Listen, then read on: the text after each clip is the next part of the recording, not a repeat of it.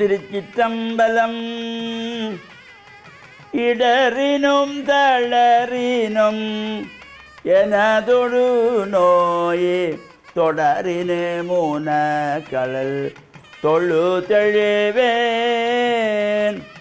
கடல் தனில் அமிதோடு கலந்த நஞ்சை மிடறினுள்ளடக்கிய வேதியனே.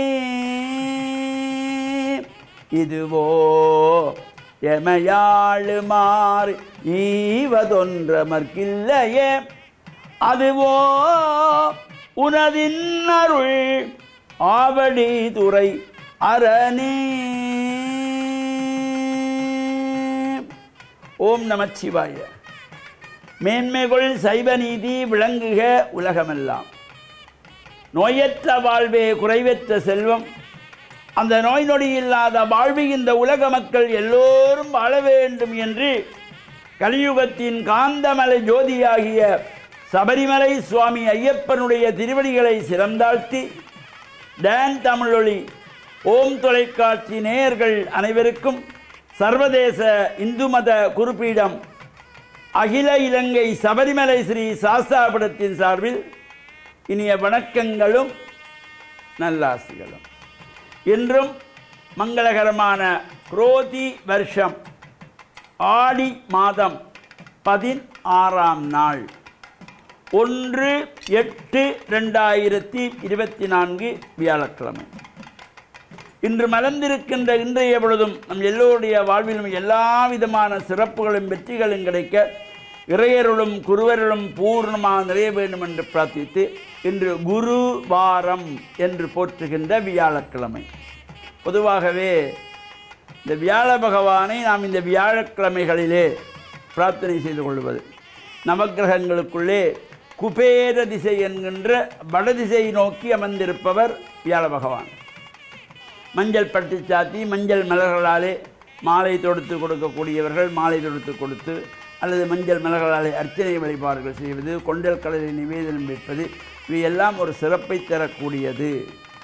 பொதுவாக இந்த குரு பகவான் வியாழ பகவான் ஜாதகத்திலே எந்த இடத்திலே இருந்து எந்த ராசியை பார்க்கின்றாரோ அவர்களுக்கு அந்த ஒரு சிறப்பை தரக்கூடியது அவருடைய பார்வை. அதனாலே தான் குரு பார்க்க கோடி நன்மை. அவர் நல்ல பார்வை பார்க்கின்ற பொழுது கோடி நன்மையை தரக்கூடியவர். குரு பார்க்க கோடி நன்மை. வியாழ சுகம் தேவைன்னு சொல்வார்கள். ஒரு திருமணம் நடக்க வேண்டுமா இருந்தால், உங்கள் பிள்ளைக்கு ஒரு கல்யாணம் பண்ணலையா, இல்லை இப்போ வியாழ சுகம் பத்தாது, வியாழ சுகம் குறைவாக இருக்குது, வியாழ சுகம் வந்ததும் திருமணம் எல்லாம் நாங்கள் ஏற்பாடு செய்து விடுவோம் என்று பெரியோர்கள் சொல்லுவார்கள். இந்த வியாழ பகவானுடைய அனுகிரகம் நாம் வியாழக்கிழமைகளை இவ்வாறு வழிபாடு செய்வது, தட்சிணாமூர்த்தியை வழிபாடு செய்வது, இவையெல்லாம் ஒரு சிறப்பை தரக்கூடியதாகவும் அமைந்திருப்பது. நாம் இந்த ஆலயங்களிலே ஈசான திசை அந்த திக்குகளிலே பிரம்மசந்தி முடித்து இந்திரன், அக்னி, யமன், நிருதி, வருணன், வாயு, குபேரன், ஈசானன். அந்த ஈசான திசைக்கு அவ்வளவு ஒரு சிறப்பு. பொதுவாக இந்த உற்சவங்களிலே ஈசான மூலையிலே யாகசாலை அமைந்திருக்கும். பொதுவாக ஒரு கும்பாபிஷேகத்திலே கூட இந்த யாகசாலைகள் அமைத்து கொள்ளுகின்ற பொழுது எல்லா ஆலயங்களிலும் முதலே ஈசான மூலையை தேர்ந்தெடுப்பார்கள். இப்போ அங்கே யாகத்திலே குண்டங்கள் வைக்கப்பட்டிருக்கின்ற பொழுது கூட அது பஞ்சகுண்டமாக இருக்கலாம், நவகுண்டமாக இருக்கலாம், 17 குண்டமாக இருக்கலாம், 33 குண்டமாக இருக்கலாம். எவ்வளவாக இருந்தாலும் இந்த பிரதான குண்டம் என்பது ஈசான மூலையிலே இருக்கும். அந்த ஈசானத்துக்கு தான் அவ்வளவு சிறப்பு, அவ்வளவு பெருமைகளும் கொண்டது. அதனால தான் இந்த உற்சவத்திலே யாகசாலை கூட ஈசான திசையிலே இருந்து வசந்த மண்டபத்துக்கு அருகிலே பைரவருக்கு வசந்த மண்டபத்துக்கு நடுவிலே இந்த யாகசாலை அமைந்திருக்கும். மேற்கு நோக்கிய யாகசாலை இந்த உற்சவத்துக்கு மட்டும் சிறப்பு. அவ்வாறு சிறப்பு கொண்டது இந்த ஈசான திசை. அதனால தான் இங்கே தேவாரங்கள் பாடப்படுவது, நாட்டியாஞ்சலிகள் செய்யப்படுவது, பூத நாட்டியம் என்று அஞ்சலி செய்யப்படுவது, இவையெல்லாம் ஒரு சிறப்போடு கூடியது. எனவே இதனை தொடர்ந்தும் சிந்திப்போம் என்று கூறி டான் தமிழொலி ஓம் தொலைக்காட்சி நேயர்கள் அனைவருக்கும் சர்வதேச இந்து மத குறிப்பிடம் அகில இலங்கை சபரிமலை ஸ்ரீ சாஸ்தாபீடத்தின் சார்பில் நல்ல ஆசிகளை கூறிக்கொள்வதில் மன மகிழ்வு கொள்கிறோம். சர்வே ஜனாக சுகினோ பவந்து, சமஸ்த சன்மங்களானி சந்து. சுபா.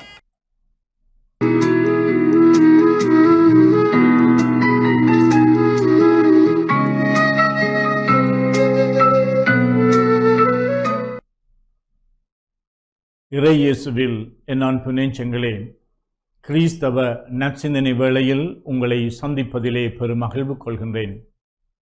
ஆண்டவர் இயேசுவினுடைய அழகான மழை பொழிவு போதனையிலே அவர் பல நல்ல விடயங்களை முன்வைக்கின்றார்.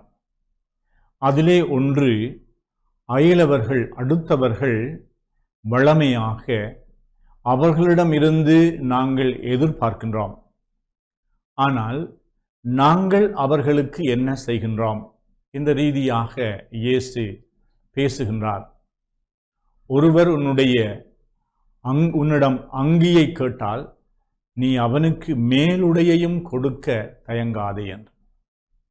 உன்னை பார்த்து ஒருவர் ஒரு கல் தொலைவு இணைந்து நடப்பதற்கு கேட்டால் நீ 2 கல் தொலைவு நடக்க தயாராக இரு என்று சொல்லி உங்களிடம் கேட்பவர்களுக்கு கொடுங்கள் என்று கூறுகின்றார்.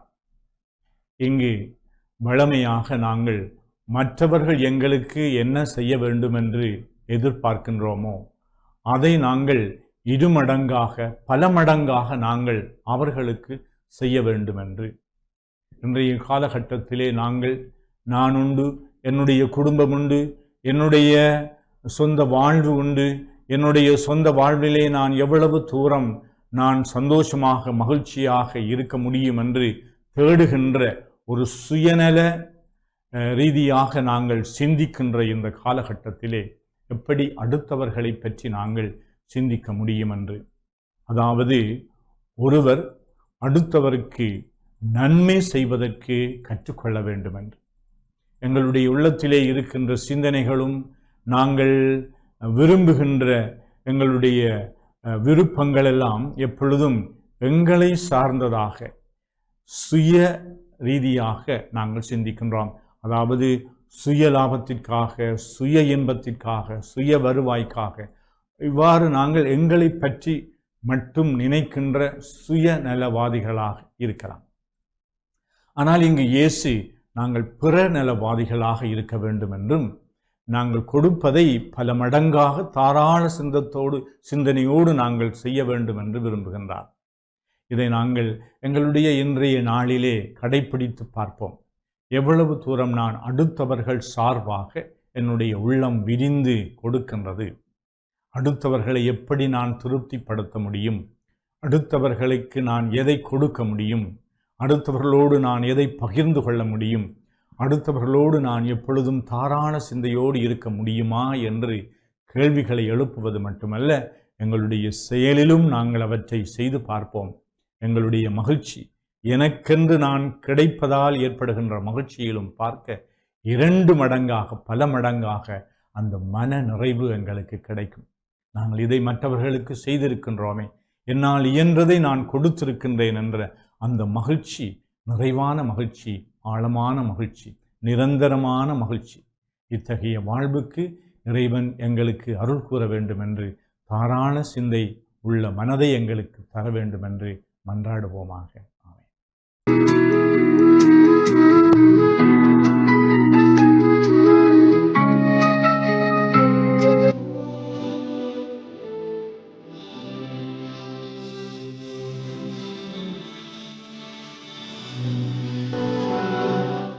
Alhamdulillah, wassalatu wassalamu ala ashrafil anbiya wal mursalin. A'udzu billahi minasy syaithanir rajim. Bismillahirrahmanirrahim. والسماء والطارق وما أدراك ما الطارق النجم الثاقب إن كل نفس لما عليها حافظ فلينظر الإنسان مما خلق من ماء دافق صدق الله العلي العظيم. கண்ணியத்துக்குரிய அன்பார்ந்த நேயர்களே, நல்லுள்ளங்களே, அல்லாஹு தாலா எல்லா உயிர்களையும் படைத்து பரிபாலிக்கக்கூடிய ஏக வல்லவனாக இருந்து கொண்டிருக்கின்றான். அந்த வகையிலே மனித சமுதாயத்தை அல்லாஹு தாலா ஒரு உயர்ந்த சிறந்த படைப்பாக படைத்து பரிபாலித்து கொண்டிருக்கின்றான். சிந்திக்கக்கூடிய ஆற்றலை கொடுத்து வாழக்கூடிய வாழ்வின் சகல வசதிகளையும் சொகுசான பௌதிக வளங்களையும் நிறைவான உணவுகளையும் அல்லாஹு தாலா வழங்கி கொண்டிருக்கின்றான். அந்த அல்லாஹு தாலா மனிதன் எவ்வாறு உருவாகின்றான் என்ற பாடத்தை தனது அல் குர்ஆனிலே படித்து தருகின்றான். மேலே நாங்கள் ஓதி காண்பித்த இந்த அல் குர்ஆனுடைய வசனத்திலிருந்து நாங்கள் சில விடயங்களை அறிந்து கொள்ளலாம். வஸ்ஸமாஇ வத்தாரிக், இந்த உதய தாரகை என்ற விடிவள்ளி நட்சத்திரத்தின் மீது சத்தியமா. வமா அத்ராக மத்தாரிக் அந்நஜ்மு ஸாகிப் இன் குல்லு நஃப்ஸின் லம்மா அலைஹா ஹாஃபிஸ். ஒவ்வொரு மனிதனுக்கும் ஒவ்வொரு பாதுகாவலரை அல்லாஹு தாலா உருவாக்கி வைத்திருக்கின்றான். அந்த பாதுகாவலர் யார்? அந்த பாதுகாவலர் தான் ஒவ்வொரு மனிதனோடும் அன்றாடம் சில மலக்குகளை அவனுடைய பாதுகாப்புக்கு என்று அல்லாஹு தாலா அவனுடன் கூடவே அனுப்பியிருக்கின்றான். அது என்ன? நாம் பார்க்கின்றோம், குறைந்தபட்சம் எங்களை நோக்கி வருகின்ற ஒரு சிறிய துகள், அந்த சிறிய தூசு கூட எங்களுடைய கண்ணுக்குள் சென்று விடாமல் அது கிட்டே வந்தவுடன் பல 2 மீட்டர் தூரத்திலே வருகின்றது, 1 மீட்டர் தூரத்திலே வருகின்றது, அதையும் விட குறைவாக எங்களுடைய கண்ணுக்கும் அந்த துகளுக்கும் இடையில் ஒரு சான் இடைவெளி இருக்கின்றது. அந்த நேரத்தில் கூட எங்களுக்கு தெரியாது ஒரு துகள், ஒரு தூசி என்னுடைய கண்ணை நோக்கி வருகின்றது என்று.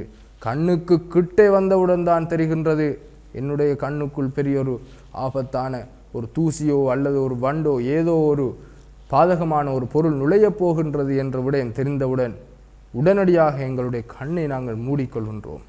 நாங்கள் மூடவில்லை, அல்லாஹு தாலா இன் குல்லு நஃப்ஸில் லம்மா அலைஹா ஹாஃபில் என்கின்ற எங்களுக்கு பாதுகாப்பாக அவன் உருவாக்கி இருக்கின்ற அந்த மலக்குகளின் மூலமாக அல்லாஹு தாலா எங்களை பாதுகாக்கின்றான். இது குறைந்தபட்சம். எவ்வளோ பெரிய திடீரென்று மயிரிழையில் பல ஆபத்துக்களில் இருந்து அபாயங்களில் இருந்து நாங்கள் தப்பி இருக்கலாம். அல்லாஹு தாலாவுடைய விதிதான் எங்களுக்கு முடிவாக இருந்தாலும் அதையும் விட அல்லாஹ்வுடைய பாதுகாப்பு எங்களுக்கு, அதுவே எங்களுக்கு அவனுடைய புறத்தில் இருந்து கிடைத்த அருளாக இருந்தால் அல்லாஹு தாலா அவனுடைய பாதுகாவலர்களை கொண்டு எங்களை பாதுகாக்கின்றான். ஃபல்யன்துரில் இன்சானு மிம்ம குலிக், இந்த மனிதன் எவ்வாறு உருவாகின்றான் என்பதை அல்லாஹு தாலா சொல்கின்றான்.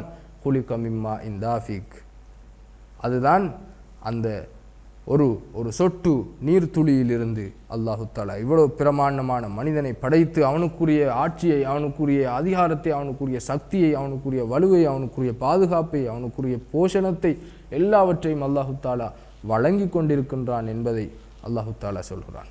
யஹ்ருஜு மின் பைனி சுல்பி வத்தராயிப், ஆண்களுடைய முதுகந்தண்டிலிருந்தும் பெண்களுடைய மார்பக பகுதியிலிருந்தும் வெளியாகின்ற அந்த நீரிலிருந்து அல்லாஹு தாலா படைத்திருக்கின்ற படைப்பாற்றல் எத்தகையது சகோதரர்களே! அந்த அல்லாஹ்வை நாங்கள் சிந்திக்க வேண்டும்.